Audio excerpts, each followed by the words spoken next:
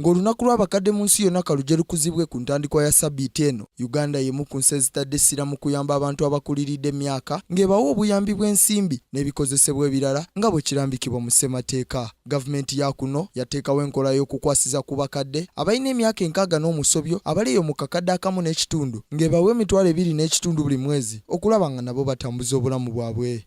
Kaweefube ono yayisibwa gavumenti mu mwaka gwa 2010 n'atandikira mu disitulikiti 15. Oluvannyuma gavumenti yayongerako disitulikiti 20 wabula wabaddewo oluvuvuumo olungi nti abakadde bangi ensimbi zino tezibatuukako. Lambert Tumwesige ng'one mukungu okuva mu minisitule y'ekikula ky'abantu agamba nti ebyo ebyogerebwa si bituufu kubanga bo abafuna ensimbi zino balina kye balagawo. It's absolutely false. Most of the older persons who are beneficiaries of this program have children, vulnerable children in these families, and so they are using the money we send to them every month to buy scholastic materials for these children, enabling them to go to school. They are able to meet medical and other costs. Zo district endala 20 gavumenti zayongerako zirabika zirina enkola ey'enjawulo nanti kigambibwa nti abakadde 10 bokka be bawandiikibwa okuganyulwa mu nkola eno. When we started the pilot, it was designed to provide grants for everybody above the age of 65. And in fact, in the 15 pilot districts, everybody above the age of 65 receives the money.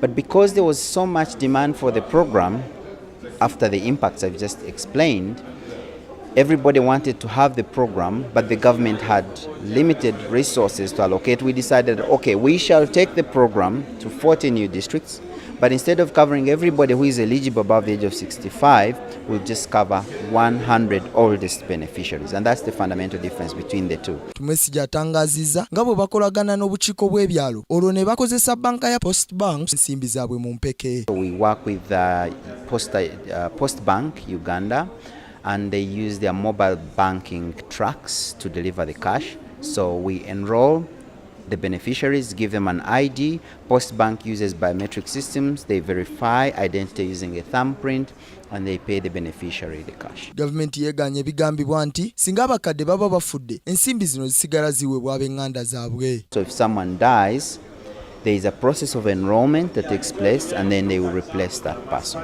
Uganda ina abantu abakuliridde emyaka abali eyo mu kakadde akamu n'ekitundu ng'ebitundu 93 ku buli 100 tebafuna nsako ate ebitundu 10 ku buli 100 tebalina mwasirizi nga ne gavumenti yakabasaasaanyizaako obuwumbi 116 ng'abakadde abali eyo mu mitwalo 16 be bakaganyulwa mu nteekateeka eno. Stephen Tulyargayo, Kingdom TV, amalindirire.